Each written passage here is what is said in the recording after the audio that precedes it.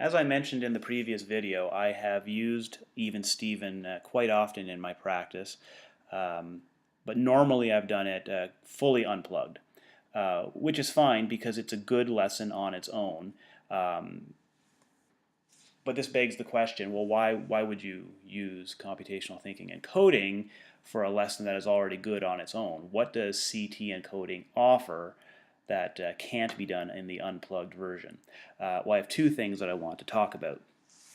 Number one, right here we have a code in Python, and this code is dealing with version 1. I've got the red tile and the two blue tiles, and this code is going to generate all the combinations of 2.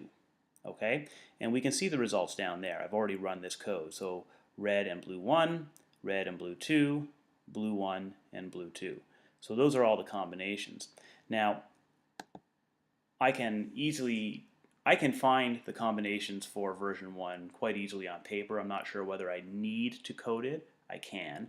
What I can do with this code is I can easily say, okay, well, that's version 1. Let's try version 3. And that's all I need to do right there. Just add in the other tile and run it. And it gives me all the combinations. And as we can see, this is the fair game. 3 combinations up here, 3 outcomes for player 2, and the 3 same color combinations for player 1. So it's easy to modify your code in this case to test the different versions. And then you can use these outcomes to find theoretical probability.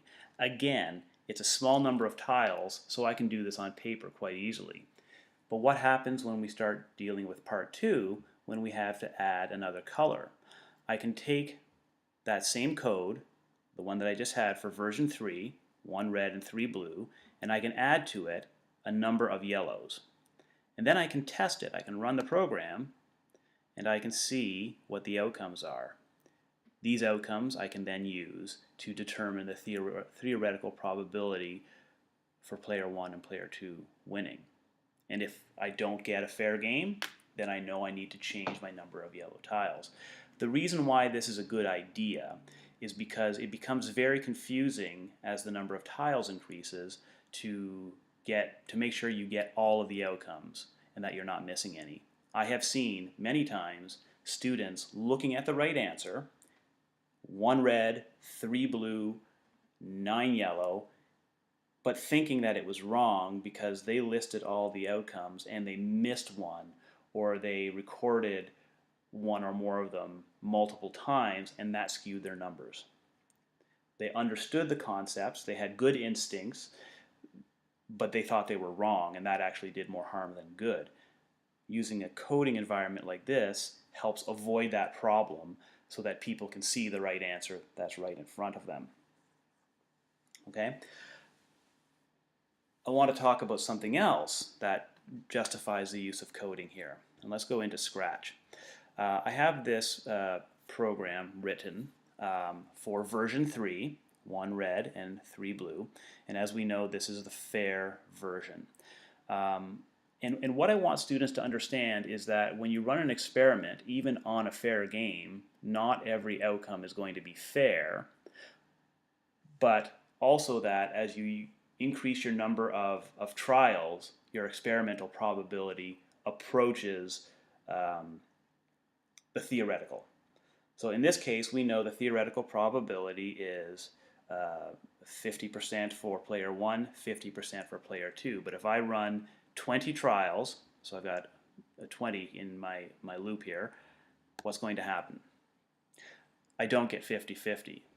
I get 75% for player 1, 25% for player 2. Anything can happen in an experiment.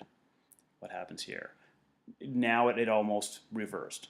30% for player 1, 70% for player 2. But if I increase the number of trials, let's do a few more trials with this. So let's see, will we get anything close? Oh, we got the theoretical probability in our experiment. That's great. Close this time. Pretty far off this time. I wonder if we can get something really far off.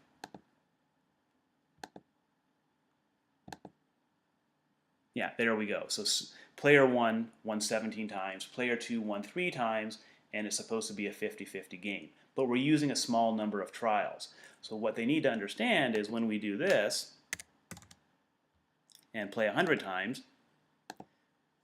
what should happen and what usually does happen is that the experimental probability approaches theoretical. So we have 60-40 here. I think we can do better. Yeah, so that 49-51, right? And then if I increase it again to 200, now imagine how long it would take students in a class to do 200 trials, experimental trials of Even Steven. And look what we got. 98 times player 1 wins, 102 player 2 wins. As we increase the number of trials, we edge closer to the theoretical probability. In a classroom setting, this is very, very hard. I would say in some cases impossible to experience because we just don't have the time to do 200 trials of 3 different games. That would take a long time. And if we had the time, it's a lot of data to try to juggle.